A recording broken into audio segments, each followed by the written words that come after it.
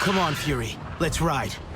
My name is, of course, Couch Coop, and first off, I need to say thank you for clicking on this video. Resident Evil 9 Requiem is out today. The whole internet is watching it. And welcome to my second installation of Avatar, Frontiers of Pandora content. It comes in two sections. We're going to look at that free from the Ashes DLC that coincided with the release of the cinema version of it, and it does sort of take place after the events of the base game. It comes with some quite hefty changes, interesting ones. We're going to look at them. Some of them I'm a huge fan of, not all of them. We will get into it because I thoroughly enjoyed Frontiers of Pandora. I thought it was an excellent film IP and one of Ubisoft's better looking recent games.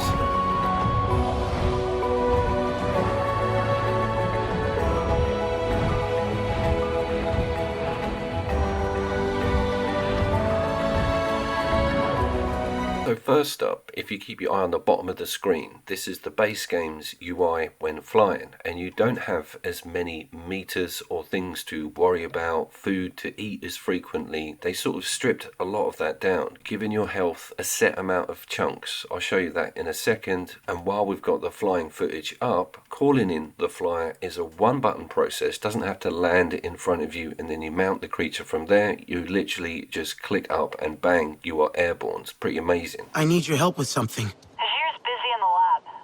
Can I help? If it's not like science stuff, I can totally do it. Now, I sort of held back on even looking at this DLC because I was convinced it was going to show me an area of that map maybe I hadn't seen yet, so I wanted to just get everything explored in Frontiers before seeing some spoiler location. You're actually starting around that first tree that you unlock at the beginning of the previous game, but everything is on fire, dilapidated, ruined. I don't want to put too much spoiler emphasis on what happens at the end of the first game, but the title kind of reveals that anyway.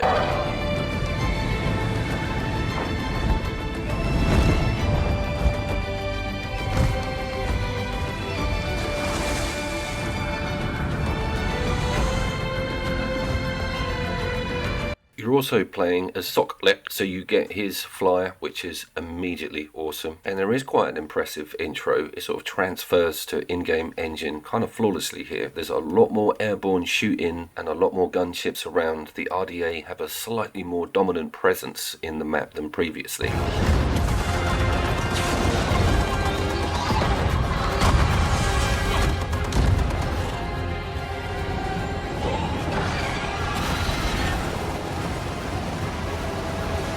On the improvement front, they've given you bullet time almost immediately. You click in the stick, it totally feels natural. It works incredibly well. If that's something in the base game, it is not until the end of your character development. I got to like rank 9 or 10, 35 hours plus into that Frontiers, and it had not shown itself. So this was very welcome.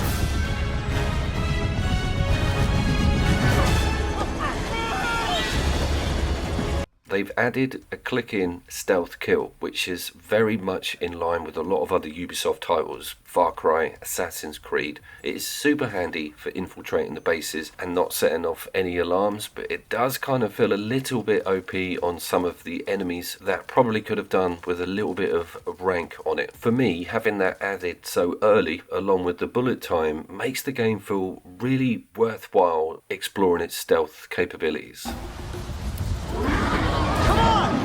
Make me slow down for you.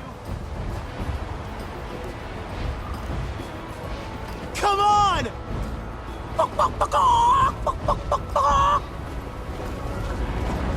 Watch out!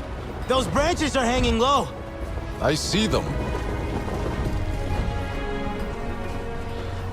How does a Navi know what a chicken is or what it sounds like? I have completely forgot to mention what graphics mode we are in here. Yes, quality the whole way, very satisfied with it in base game, totally enjoy it in the DLC. And you may well have seen more third-person action than in my entire first review. I'm actually enjoying this more and it promotes it, it defaults to it when the game starts. And if you're into it, you barely even notice you need to change it. And yes, holy crap, the graphics are freaking amazing. I've harped on about it before, the models are unbelievably good and detailed, and every split second can be paused, swing round, scrutinize detail. I never see a single bit of screen tear, frame drop, low resolution textures. It's unreal how flawless this game looks in places.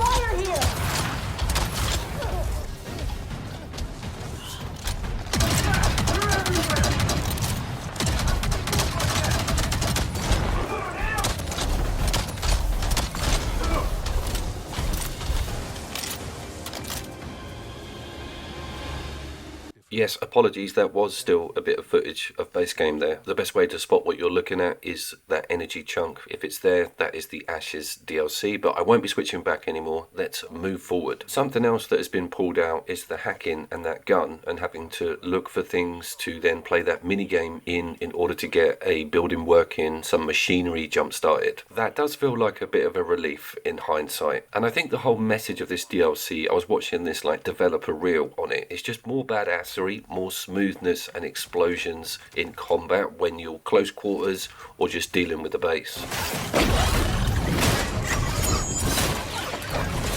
We do get some very cool new kill animations, and these robotic dogs are far more frequent than they are in base game. Actually, I can't even remember them.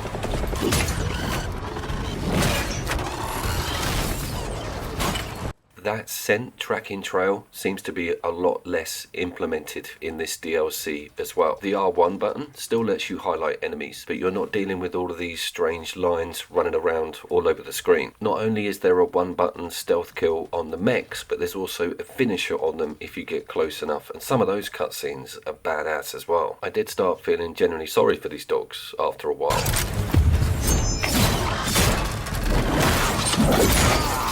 Probably about time you had a look at some of this fire, seeing it's the namesake of the downloadable content. There is also the addition of the Pyro Navi, which is a scarier version of normal Navi, and they are tougher, and they appear in bases. They're kind of like mid-tier bosses. It has been many years, warrior. But you remember me?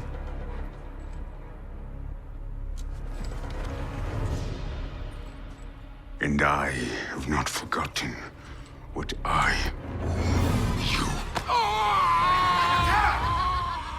Stand down! We also have the addition of the miniature exoskeleton on some of the soldiers, so they're not all completely one-shot bullet spongy little fleas anymore. They can take a few more bullets and push back slightly sometimes. And there is the opening to the prologue. Pretty dramatic. Do like the title card. Pandora is now a smouldering heap of rubble. Did they get Gavin Newsom in? You ruined that moment.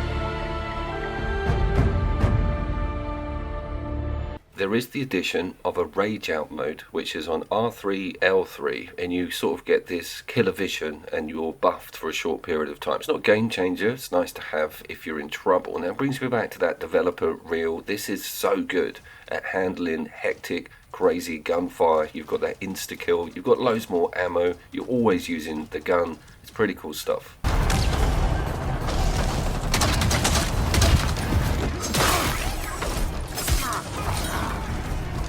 Killing and doing things actually gives you XP as well. In base game, it's all about the equipment that you're donning that ups the rank number. With this, you just get stuff done, things start increasing, and you find elements to then upgrade your armor. It's far more of a traditional system than that base game. You're not running around looking for a beehive to upgrade a pair of trousers you're wearing to get to rank 8.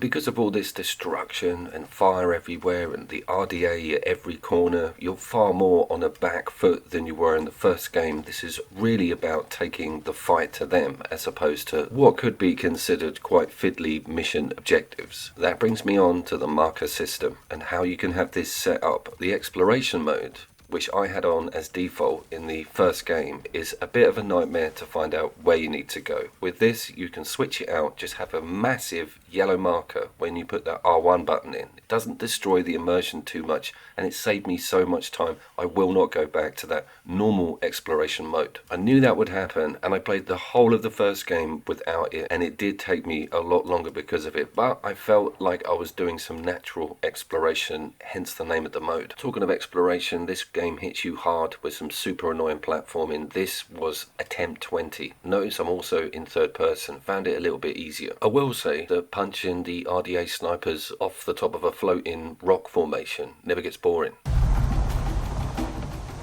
smoke is making it hard to spot Tango. In my sight!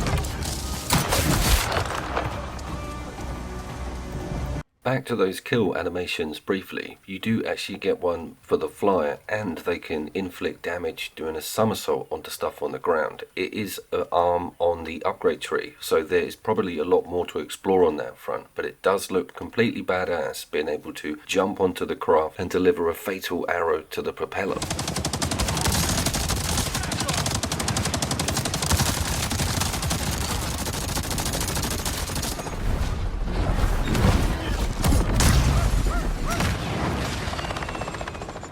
Coop, it's starting to sound to me like you're enjoying this modern Ubisoft game way too much. You know the rules, bro. I am enjoying some of its combat changes, but it's lost something on removing that tracking mechanic, some of the hacking, and slightly more traditional quest models. But after giving this a bit of time and fighting the Pyro Navi in the bases, enjoying some of those new mech types and the dogs, you don't really miss some of that older format that much. And despite the whole map being on fire for half of the time, there still are sections that retain a lot of beauty. So many. Is this a sight? It is a bit of a palate cleanser after Frontiers, and I would advise extensively playing the base game and then going to this once you're sick of everything, because you get a change up on game format and enemy type. It's not massively dramatic, but the game ups the gears with fighting within those bases and what trouble you've got to deal with. I did it! They'll attack RDA!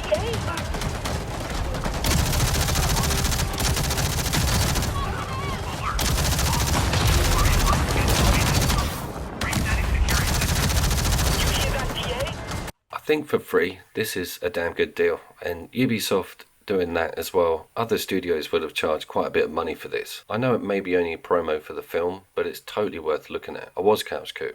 I will see you down there.